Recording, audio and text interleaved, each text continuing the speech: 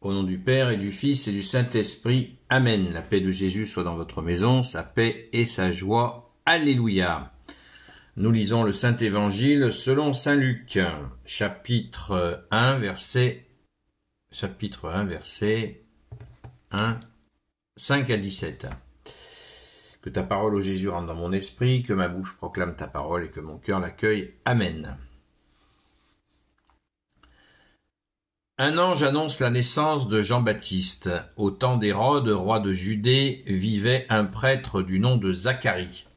Il était du clan d'Abias. Sa femme, qui s'appelait Élisabeth, était aussi de la descendance d'Aaron. Tous deux étaient justes au regard de Dieu et mettaient scrupuleusement en pratique toutes les lois et toutes les ordonnances du Seigneur. Mais ils n'avaient pas d'enfant. Élisabeth était stérile, et tous les deux étaient déjà très âgés. Or, pendant que Zacharie assurait avec son groupe le service de Dieu dans le temple, selon la règle établie pour les prêtres, il fut désigné par le sort pour entrer dans le sanctuaire du Seigneur et d'y faire brûler l'encens. Et quand ce fut l'heure d'offrir l'encens, toute la foule était en prière sur le parvis. C'est alors qu'un ange du Seigneur lui apparut, debout à droite de l'autel de l'encens. À sa vue, Zacharie se troubla, et la peur l'envahit. Mais l'ange lui dit, « N'aie pas peur, Zacharie, voici que ta prière a été exaucée. Ta femme Élisabeth va te donner un fils que tu appelleras Jean. Ce sera pour toi une vraie joie, et beaucoup d'autres se réjouiront de sa naissance, car il sera un grand serviteur du Seigneur. Il ne boira ni vin ni liqueur, dès le sein de sa mère, il sera rempli de l'Esprit Saint. » Alléluia. Merci Jésus. Il ramènera en grand nombre les enfants d'Israël au Seigneur leur Dieu. Il passera en avant du Seigneur avec l'esprit et la puissance d'Élie pour réconcilier les pères avec leurs enfants et ramener les rebelles à la sagesse, les justes à la sagesse des justes. Il prépara aussi pour le Seigneur un peuple bien disposé. Quel programme! Merci Saint Gabriel Archange. Et oui, c'est lui. On t'a vu, Saint Gabriel Archange. C'est bien toi. C'est bien toi qui as parlé à Zacharie. Et oui, comme c'est bien toi, Saint Gabriel Archange qui a parlé à notre Sainte Mère Marie. Alléluia. Rendons grâce, les amis. Le messager de Dieu, c'est bien l'archange Saint Gabriel. C'est pas Jésus le messager. C'est bien l'archange Saint Gabriel. Notre Seigneur Jésus est Dieu, né de Dieu, lumière, né de la lumière, vrai Dieu, né du vrai Dieu. Alléluia. Eh bien, ce Zacharie, le fameux Zacharie, quelle grâce d'avoir, pour Élisabeth, d'avoir pu accueillir le précurseur, Saint Jean-Baptiste, qu'on appelle aussi le précurseur, celui qui va marcher et qui va annoncer Jésus à sa manière.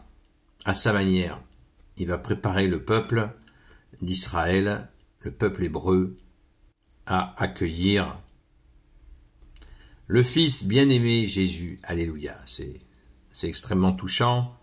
Vous savez que Saint Jean-Baptiste est le cousin de Jésus. C'est une affaire de famille. Et oui, c'est le cousin de Jésus. Donc, mais Saint Jean-Baptiste ne savait pas que Jésus était le Messie au début. Il l'a compris après. Donc, on se concentre sur cette grâce de Zacharie qui est énorme, et pour Élisabeth aussi, elle était stérile, donc tout est possible. Une fois de plus, tout est possible au bon Dieu. Rendons grâce. Et on voit avec quelle précision l'archange Saint Gabriel lui explique la mission, puisque Élie, le prophète Élie, avait dit qu'il devait revenir. Eh bien, c'est Jésus lui-même, une fois de plus, qui va expliquer le mystère du retour d'Élie. Puisque, quand un prophète parle, il se passe ce qu'il dit, hein. Il c'est certain, il parle dans l'Esprit Saint. Et Élie, avant de partir, Élie avait dit qu'il reviendrait. Et oui, Élie qui est le représentant, qui est le symbole des prophètes. Hein.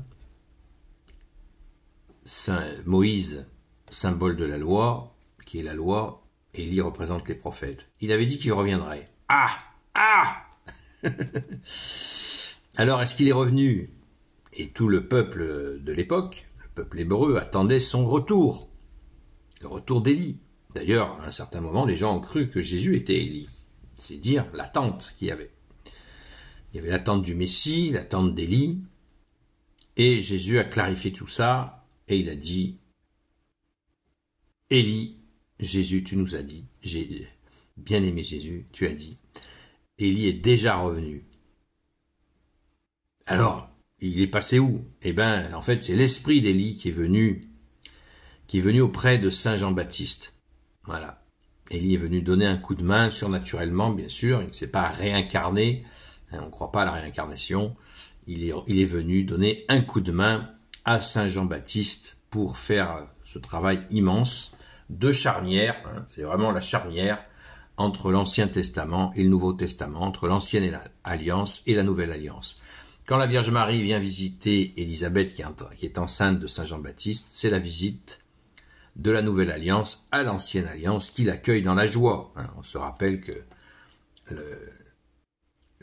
Saint Jean-Baptiste, dans le ventre de Sainte Élisabeth, a tressailli de joie en la présence de la Vierge Marie qui venait avec Jésus dans son ventre aussi. Donc l'accueil est magnifique, puissant et magnifique. Rendons grâce, c'est beau. Tout est beau. Tout est beau dans ce déroulé, cette continuité entre l'Ancien et le Nouveau Testament, c'est pure beauté. Merci Jésus, rendons grâce.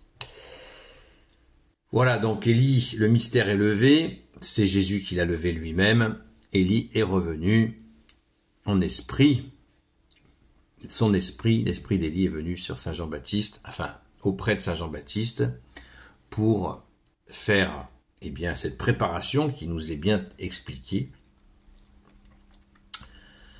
Il ramènera en grand nombre les enfants d'Israël au Seigneur leur Dieu, il passera en avant du Seigneur avec l'esprit et la puissance d'Élie pour réconcilier les pères avec leurs enfants et ramener les rebelles à la sagesse des justes.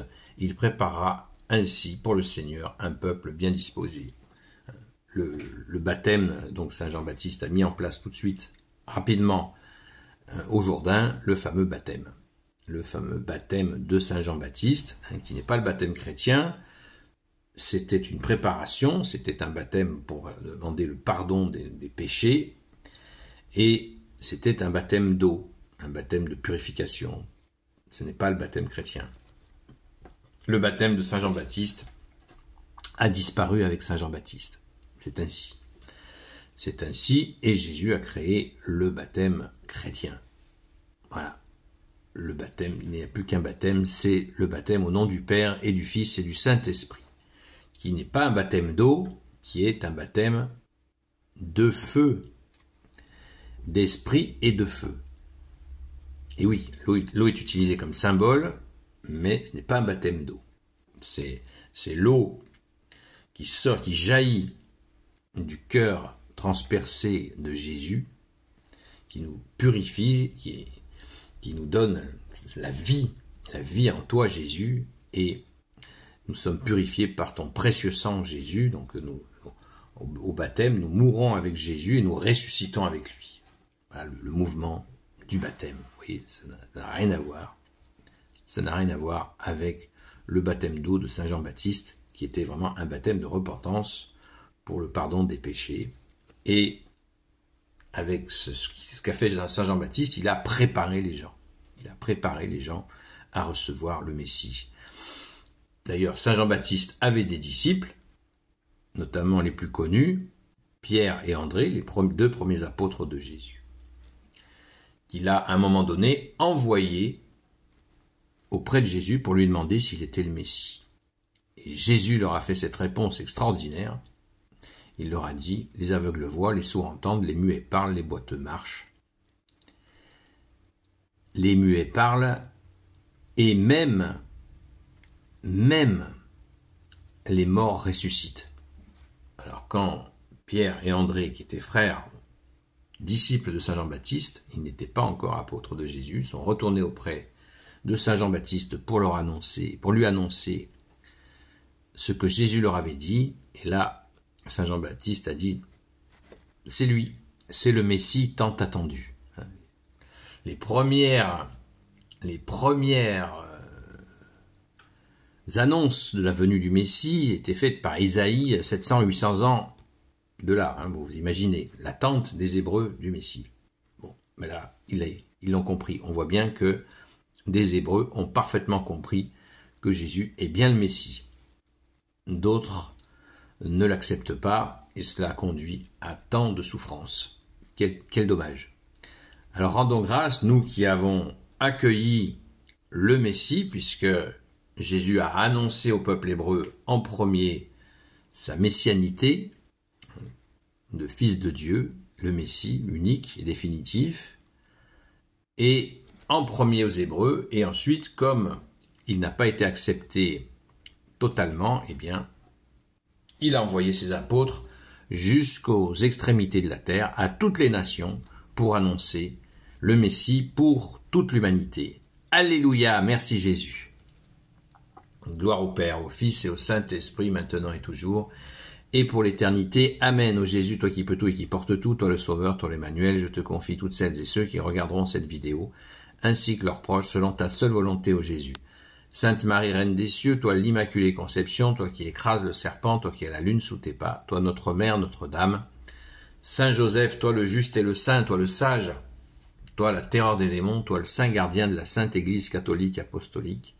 Sainte Marie-Madeleine, notre chère sainte patronne, et vous tous les saints et saintes amis de Jésus, je vous confie Saint Michel Archange, Saint Gabriel Archange, Saint Raphaël Archange, et vous tous les anges qui te servent au Jésus, je vous confie toutes celles et ceux qui regarderont cette vidéo ainsi que leurs proches selon ta seule volonté au Jésus.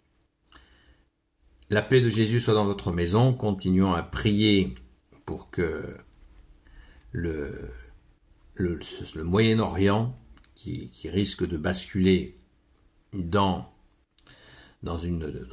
des choses effroyables, continuons à prier, les amis.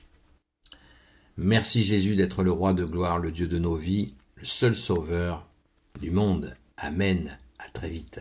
À ce soir, 20h, à la grâce de Jésus sur TikTok, sur la chaîne Seul Jésus Sauve.